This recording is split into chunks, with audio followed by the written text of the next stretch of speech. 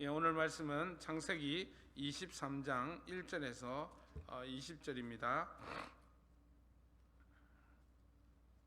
창세기 23장 1절에서 20절입니다. 제가 1절을 읽습니다. 사라는 100년하고도 27해를 더 살았다. 이것이 그가 누린 횟수이다. 그는 가나안 땅 기럇 아르바 곧 헤브론에서 눈을 감았다. 아브라함이 가서 사라를 생각하면서 곡을 하며 울었다. 아브라함은 죽은 아내 옆에서 물러나와서 햇사람에게로 가서 말하였다. 나는 여러분 가운데서 나그네로 떠돌이로 살고 싶습니다. 죽은 나의 아내를 묻으려고 하는데 무덤으로 쓸 땅을 여러분들에게서 좀 살 수 있게 해 주시기를 바랍니다. 헷 족속 사람들이 아브라함에게 대답하였다. 어른께서는 우리가 하는 말을 들어보시기 바랍니다. 어른은 하나님이 우리 가운데 세우신 지도자이십니다. 우리의 묘지에서 가장 좋은 곳을 골라서 고인을 모시기 바랍니다. 어른께서 고인의 묘지로 쓰시겠다고 하면 우리 가운데서 그것이 자기의 묘자리라고 해서 거절할 사람은 없습니다. 아브라함이 일어나서 그 땅 사람들 곧 헷 사람들에게 큰절을 하고 그들에게 말하였다.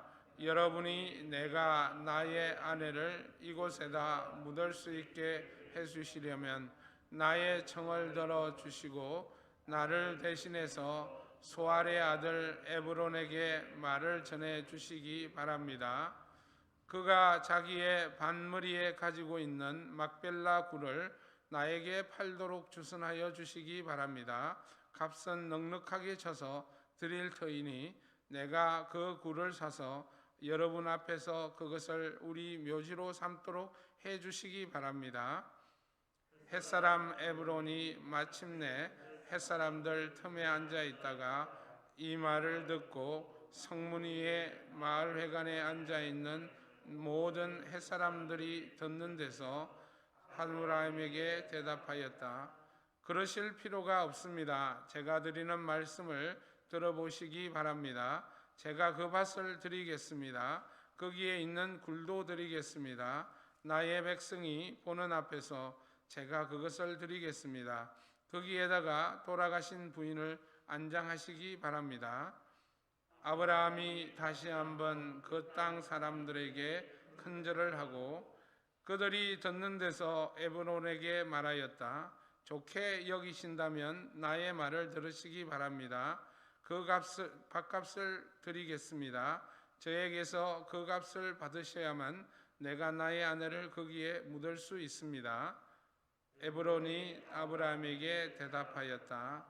저의 말을 들어보시기 바랍니다. 그 땅값을 친다면 은 400세겔은 됩니다. 그러나 어른과 저 사이에 무슨 거래가 하겠습니까? 거기에다가 그냥 돌아가신 부인을 안장하시기 바랍니다. 아브라함은 에브론의 말을 따라서 헷 사람들이 듣는 데서 에브론이 밝힌 밭값으로 창민들 사이에서 통용되는 무게로 은 400세겔을 달아서 에브론에게 주었다. 그래서 마므레 근처 막벨라에 있는 에브론의 밭, 곧 밭과 그 안에 있는 굴, 그리고 그 밭 경계 안에 있는 모든 나무가 마을 법정에 있는 모든 햇사람이 보는 앞에서 아브라함의 끝이 되었다. 그렇게 하고 나서 비로소 아브라함은 자기 아내 사라를 가나안 땅 마므레 근처 곧 헤브론에 있는 막벨라 밭굴에 안장하였다. 이렇게 하여 헷 사람들은 그 밭과 거기에 있는 굴 묘지를 아브라함의 소유로 넘겨 주었다. 아멘. 사라가 드디어 사라가 127해를 살고 이렇게 하나님께로 돌아갔습니다. 이삭의 나이가 그때가 한 37살 이라고 계산해 보면 한 37살이 되게 됩니다. 그가 살았던 곳이 이제 기리앗 아르바라고 하는 곳인데, 이 말이 이제 네 갈래 길이라는 뜻입니다. 그래서 결국은 네 개의 동네들이 모이는 그곳이라고 말할 수가 있는데, 이 지역이 오늘 쭉 읽어보면 헤브론이라고 나와 있습니다. 헤브론. 근데 헤브론인데 누가 이 땅을 차지하고 있었냐면 헷 족속이 차지하고 있었음을 우리는 알 수가 있습니다. 그래서 이 막벨라 동굴과 그 땅을 사게 된 것은 이스라엘 민족에게는 굉장히 중요한 의미가 있는 오늘 사건입니다. 그죠? 그 사건에 오늘 이 사건을 보게 됩니다. 그죠? 그래서 오늘 보면 아브라함이 사게 된 배경을 쭉 설명을 하고 있습니다. 근데 사라를 장례하는 것은 간단히 두 절만 나와 있는데, 나머지는 이 막벨라 동굴을 사는 이 과정들을 이렇게 상세하게 이렇게 적어 놓고 있습니다. 그것이 이 동굴이 얼마나 중요한가를 후대들에게 알려주는 일이 되는 것이죠. 그죠? 그래서 아브라함이 이제 헷족속 사람들에게 나가서 성문에 가서 이제 이 동굴과 이 땅을 살 수 있도록 해달라고 합니다. 그런데 아브라함이 하는 말을 들어보면 자기는 뜨돌이, 나그네라고 이렇게 이야기합니다. 사실은 맞죠, 그죠? 헷족속 가운데 헷족속이 차지하고 있는 그 땅에 살고 있는 것이죠. 나그네로 살고 있는 것이나 다름이 없습니다. 당시에 나그네나 이런 뜨돌이 이런 표현들은 굉장히 좀 낮은 위치, 신분적으로 낮다라고 이렇게 말을 합니다. 그런데 이제 이 해쪽 속의 사람들이 이렇게 표현하는 말을 보면 하나님이 우리를 위해 세워주신 지도자라고 이렇게 이야기를 합니다. 그래서 아브라함이 사실은 해쪽 속에 살고 있는 그런 헤브론 지역에서 아브라함이 어떻게 살았는지를 표현해 주는 말입니다. 그죠? 아주 중요한 말입니다. 막벨라 동굴을 이렇게 살려고 하는데 과정에 있어서 이 표현이 굉장히 중요합니다. 만일에 아브라함이 막 이렇게 해쪽 속에게 어떤 존경받는 것이 아니라 비난이나 지탄을 받는 그런 사람이었다면 사실 이 막벨라 동굴을 살 수가 있었겠습니까? 제가 생각해도 아마 살 수는 없었을 것입니다. 당시에는 이 땅을 파는데 뭐 이스라엘도 마찬가지. 이스라엘에는 하나님께서 이 땅을 사고 파는 것을 하지 못하게 했습니다. 그것은 하나님이 주신 유업이기 때문에 대대로 전수되는 것이 그 법입니다. 그런데 이때 당시에도 마찬가지로 이 땅을 파는 것은 친척들 이 정도 수준에서 이렇게 땅을 사고 팔 수는 있었습니다. 그래서 자기 민족도 아닌 히브리 민족이라고 말할 수 있는 아브라함에게 이렇게 땅을 팔 수 있는 것은 쉬운 일이 아니었습니다. 그러니까 아브라함이 이 땅을 살 수 있는 것은 쉬운 일이 아니었다는 거죠. 그래서 이 아브라함이 땅을 살 수 있었던 것은 오늘 이 표현입니다. 하나님이 우리를 위해서 세우신 지도자입니다. 그러니까 아브라함은 해쪽 속에게 있어서 굉장히 존경을 받는 인물이었다는 것을 우리는 이 표현에서 알 수가 있습니다. 그죠? 그러니까 아브라함의 그런 삶이 그들에게 비친 그 삶이 얼마나 이렇게 아브라함의 삶이 그들에게 존경받을 만한 그런 삶으로 살았다라는 것을 우리는 이 표현을 통해서 알 수가 있습니다. 그죠? 그래서 이 아브라함의 이런 삶을 보면서 저와 여러분, 제가 많이 강조하는 부분들이 이런 부분들이죠. 우리가 일상을 살아갈 때 오늘 어디서 봤는지 잘 오늘 생명의 그 삶에서 나와 있는 부분인 것 같기도 한데, 우리가 사람을 만날 때 우리는 그리스도를 소개합니다. 그죠? 사람이 그리스도를 만나기 전에 누구를 만나냐면 그리스도인을 만난다고 합니다. 그래서 당연하죠. 그죠? 그러니까 우리가 예수를 믿게 된 것이 그냥 예수를 믿는 게 아니라 뭐 그런 사람들도 있겠죠. 그런 사람들도 있지만 대체로 예수를 믿는 사람은 예수를 믿게 된 것은 예수를 믿는 사람을 통해서 믿게 된다는 거죠. 그죠? 그리스도인이 되는 그리스도를 먼저 만나는 것이 아니라 그리스도인을 먼저 만난다라고 이야기를 합니다. 마찬가지로 오늘 아브라함의 이런 삶을 보면서 저와 여러분들의 삶이 이렇게 됐으면 참 좋겠습니다. 그죠? 우리가 세상 사람들이 믿지 않는 사람들이 우리를 봤을 때 그리스도인으로 볼 수 있는 그런 저와 여러분들의 삶이 되기를 간절히 소망합니다. 그죠? 그럼 저와 여러분들의 삶의 모습들이 어떻게 나타나야 될 것인가는 분명하게 드러날 것입니다. 그죠? 하나님의 말씀에 있는 이 말씀이 하나님이 우리에게 요구하시는 이런 말씀의 삶들이 세상이 말하는 그런 것과 막 동떨어져 있거나 그렇지는 않습니다. 동떨어져 있지 않고요. 하나님이 요구하는 삶이란 우리 가운데서 하나님의 그 모습을 드러내는 그런 공평과 정의의 삶, 사랑의 삶이 우리 가운데 나타날 때 우리로 하여금 하나님을 보게 한다는 것을 저와 여러분들이 깨닫기를 간절히 소망합니다. 그런 삶이 우리의 신자들의 삶이 평생 이어지기를 간절히 소망합니다. 그래서 아브라함은 그러한 사실은 하나님을 믿는 신앙이 그의 삶에서 나타나 있었기 때문에 이런 존경받는 하나님이 세운 지도자라고 불릴 만큼 그렇게 되었고, 그래서 이 막벨라 동굴을 이렇게 사게 되는 그런 일이 일어나게 되는 거죠. 그런데 이제 우리가 보는 것처럼 거기에 있는 에브론이 소유자인데 에브론이 하는 말이 어떤 말입니까? 그냥 하라는 거죠. 그냥 하라는 거죠. 근데 아브라함은 자기가 그것을 사고 싶다라고 이야기하는 거죠. 그래서 이제 은 400세겔을 이야기를 합니다. 근데 은 400세겔을 가만히 이렇게 제가 따져보니까 굉장히 많은 돈이더라고요. 그죠? 1인당 1년에 당시에 이 한 사람이 벌 수 있는 돈이 5세겔에서 10세겔 정도 된다고 합니다. 그러니까 뭐 한 40명 정도의 그 1년 수입이 되는 것인가 굉장하다고 말할 수가 있겠죠. 근데 이제 그렇게 따지니까 우리도 막 감이 별로 없는데 다윗이 성전 틀을 샀을 때 지불한 돈이 얼마냐면 50세겔이라고 합니다.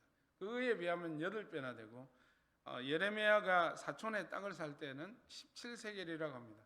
이제 그런 것들이 이제 거의 비슷하게 이렇게 비유가 되는데, 그러니까 굉장히 비싼 돈을 주고 산 거죠.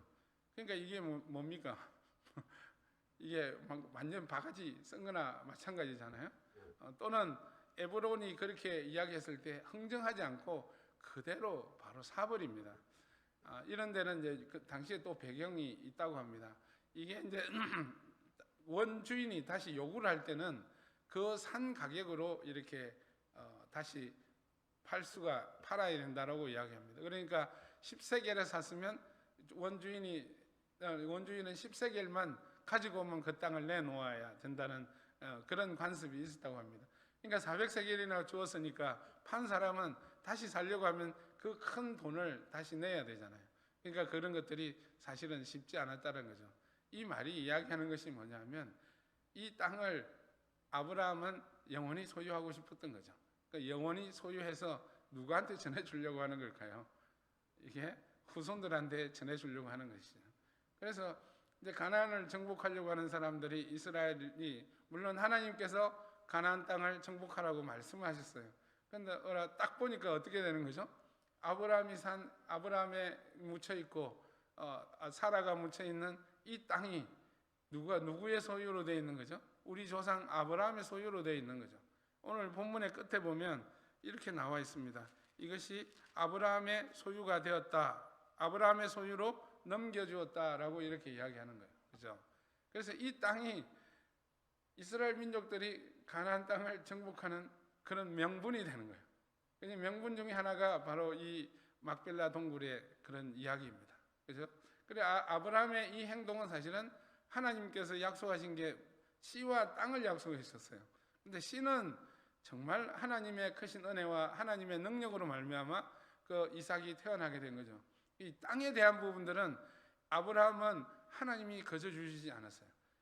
사실 보면 가나안 땅을 너희 땅이다 가서 나누어라. 그냥 나누면 내 땅이 되나요?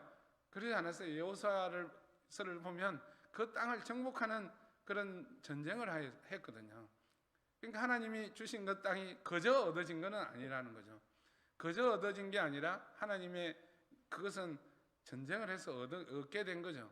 그 시작점이 어디냐면 아브라함이 막벨라 동굴을 사게 된 것이라는 것을 우리는 본문을 통해서 알고, 또 이것이 후대들에게 전해졌을 때 우리 아브라함, 우리 조상 아브라함이 소유한 이 땅을 우리가 다시 찾는 것을 우리가 가나안의 전쟁을 이야기할 수 있는 거죠. 그죠? 그래서 아브라함의 이 행동은 굉장히 중요한 겁니다. 하나님의 땅에 대한 약속을 확신하고 그 땅에 대한 약속에 대해서 아브라함이 큰 돈을 주고 이 땅을 사게 된 것이죠. 누구를 보고 사게 된 걸까요? 자기를 보고 사게 된 걸까요? 아니요. 후손을 보고 사게 된 거죠. 이 땅이 결국 하나님이 주신 약속을 의미하는 이 땅이 되는 거죠. 이 땅이 조그마한 땅이에요. 조그마한 땅인데 이 땅이 그야말로 씨앗과 같이 되는 거죠. 그래서 후세들이 이 땅을, 이 약속의 땅이 시작이 되어서 이게 가나안으로 이렇게 하나님의 뜻에 따라 들어오게 되는 그런 귀한 일이 일어난 것이 바로 막벨라 동굴의 이야기입니다. 그죠? 저와 여러분들은 후손들에게 뭘 물려주시겠습니까? 많은 재산, 편안하게 살 수 있는 재산을 물려줄 수도 있겠죠. 그죠? 그렇지만 저와 여러분들이 물려줄 것은, 우리들에게 물려줄 것은 바로 하나님의 땅입니다. 그죠? 하나님의 나라라는 것을 물려주기를 원합니다. 우리가 신앙을 물려주기를 원합니다. 하나님 그 자체를 물려주기를 원합니다. 물론 하나님이 물려주는 것이 아니겠지만 하나님을 믿을 수 있도록 하나님을 알게 하는 그런 신앙을 물려주는 저와 여러분들이 되기를 간절히 소망합니다. 그래서 자손들이 봤을 때 우리 아버지가 믿었던 그 하나님, 그래서 성경은 계속 이야기하는 게 아브라함의 하나님, 이삭의 하나님, 야곱의 하나님이라고 이야기하는 거죠. 왜 그렇게 이야기를 할까요? 우리 조상들이 믿었던 그 하나님, 그것을 우리가 믿고 있다라는 거죠. 그분이 바로 살아계신 하나님이라는 것을 이야기하고 싶은 것입니다. 그래서 저와 여러분들이 다른 어떤 것을 물려주는 것이 아니라 살아계신 하나님을 물려주는 것, 그 신앙을 물려주는 저와 여러분들이 되시길 간절히 소망합니다. 기도하겠습니다. 할렐루야. 살아있는 하신 하나님, 참으로 감사와 찬양과 영광을 드립니다. 하나님, 막벨라 동굴을 산 아브라함의 믿음이 아브라함의 믿음을 우리가 또 봅니다. 하나님께서 약속하신 그 땅을 아브라함은 대가를 치르며 지불하며 그 땅을 소유하게 되었습니다.